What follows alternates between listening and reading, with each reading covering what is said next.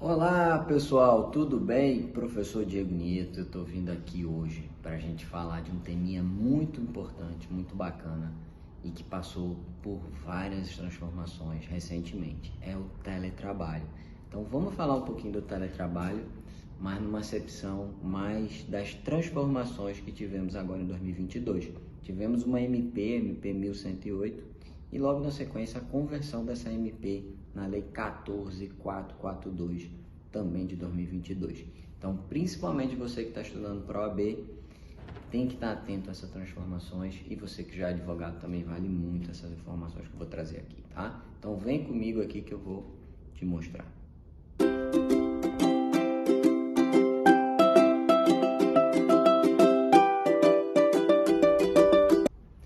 Bom, pessoal, o teletrabalho ou home office, né, ou trabalho remoto, é muito importante a gente dizer que para fins da legislação trabalhista e para fins da OAB, não há uma diferenciação muito clara em relação a home office, teletrabalho ou trabalho remoto.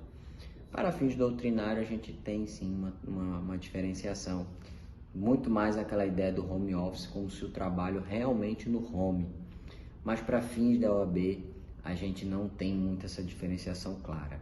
Então, o que a gente precisa entender? Que agora, recentemente, agora em 2022, a gente teve a transformação da MP, que era uma MP lá de março, e agora em setembro a gente teve a transformação dessa MP 1108 na Lei 14.442. O que tratou essa MP especificamente em relação ao teletrabalho? Houve algumas transformações, algumas modificações na própria modalidade, no próprio estilo do teletrabalho, principalmente na questão da possibilidade do teletrabalho ser por tarefa, ser por jornada, ou até mesmo o teletrabalho ser preponderantemente ou não nas dependências do empregador. Então, basicamente, isso foi uma transformação muito relevante e que trazia já um apelo da jurisprudência e até dos casos concretos em relação a uma pacificação em torno disso. Bom, então agora o teletrabalho ele tem lá na CLT do artigo 75A ao 75F, nós ganhamos mais um artigozinho. Antigamente era só o 75E, agora tem o 75F, e nós tivemos uma ampliação significativa do 75B. E aí esses são pontos relevantes que eu quero conversar com você. Primeiro artigo 75A, esse bloco da CLT, o 75A, ele diz que tratará naquele capítulo sobre o teletrabalho. Então ele está só abrindo o instituto do teletrabalho. O 75B é exatamente o dispositivo que a gente tem que estar atento.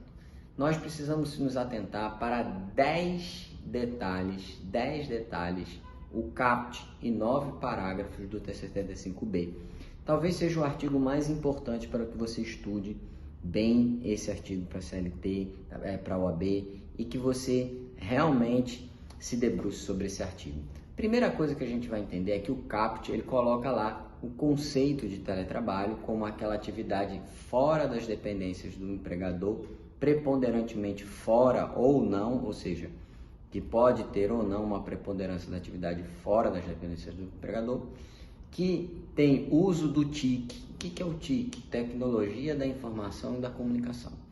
Então, trabalhar fora ou não das dependências do empregador com o TIC.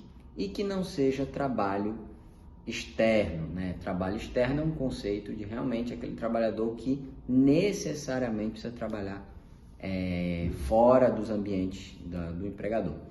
Então, esse já é o conceito de teletrabalho que a gente tem que estar muito atento, não pode fugir muito bem disso. E a mudança que tivemos agora, ela trouxe justamente essa caracterização do teletrabalho poder ser preponderantemente fora, como era antes, ou preponderantemente dentro. Não há nenhum problema de ser dentro ou fora da empresa, desde que mantenha essas características sobre o tipo de trabalho na condição do teletrabalho.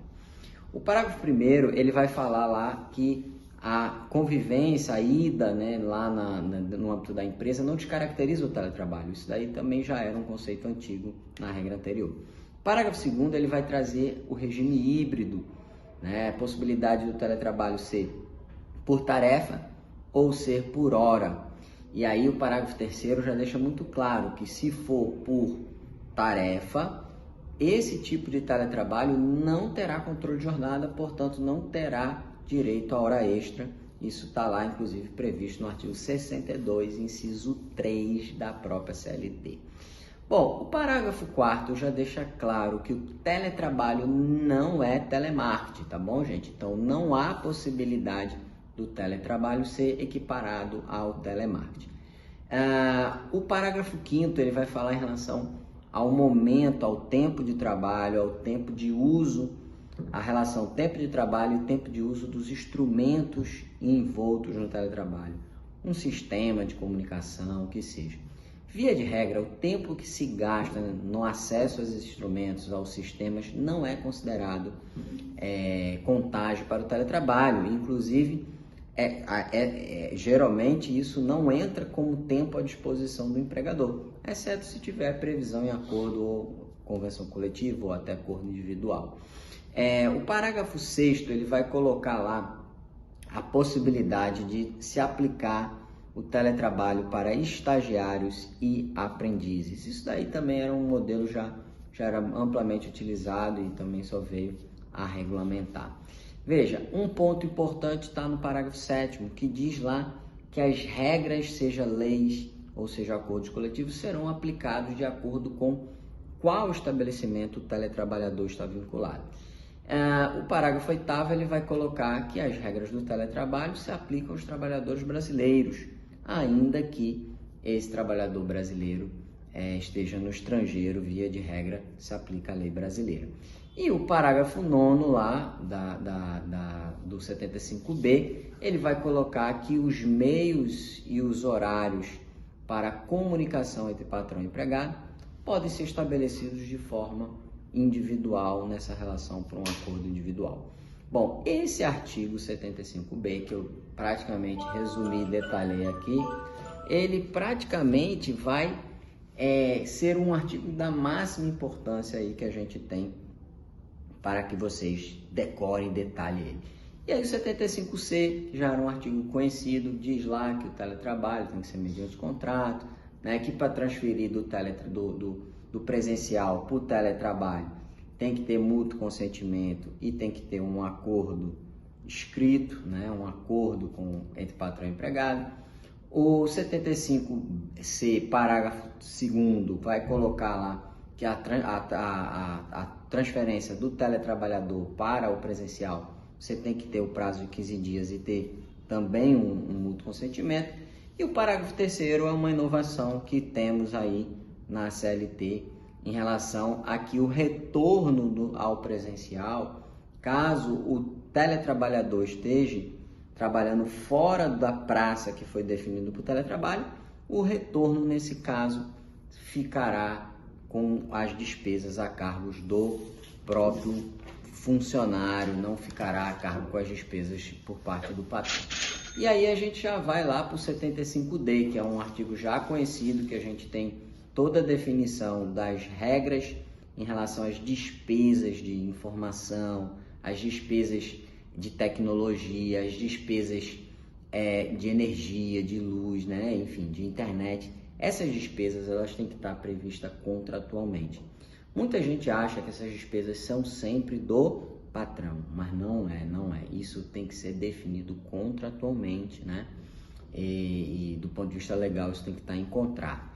Um detalhe também é que essas despesas, esses custos, não compõem remuneração em hipótese alguma, tá? Então isso não compõe a remuneração do funcionário, não tem natureza salarial, ok? Ainda que o patrão pague, não tem natureza salarial. Bom, um outro detalhe importante e que não é novidade, mas que está lá no 75E, é que o patrão fará uma discriminação e fará ostensivamente o esclarecimento em relação às normas de segurança, às normas de saúde no teletrabalho. Importante dizer que no teletrabalho ainda permanece a responsabilidade do patrão em relação a eventuais acidentes, eventuais saúde do trabalhador. E isso tem que estar previsto também com um termo de responsabilidade para que o empregado cumpra eventualmente, né, se faça cumprir essas obrigações em relação à norma de saúde e segurança.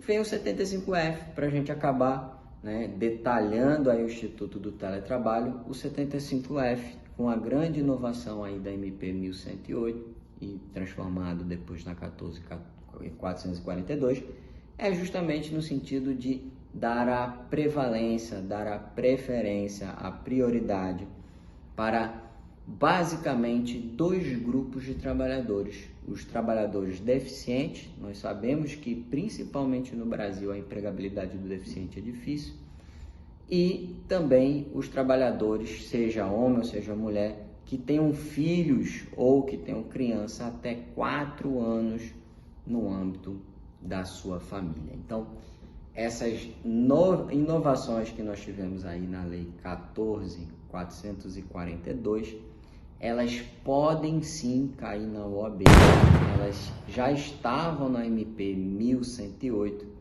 e você precisa estar muito atento, ampliou bastante as questões envoltas ao teletrabalho. Então, para resumir, para fechar, né, você que ficou até o final desse vídeo aí, né, esse vídeo cheio de detalhezinho técnico, eu diria para você, seja para OAB, seja para concurso, seja na advocacia, para você ler com cuidado, detalhar com cuidado, principalmente o 75B, que eu tive o cuidado de detalhar aqui os 9 parágrafos do 75B, fora o caput, para ficar bem claro em relação ao Instituto do Teletrabalho.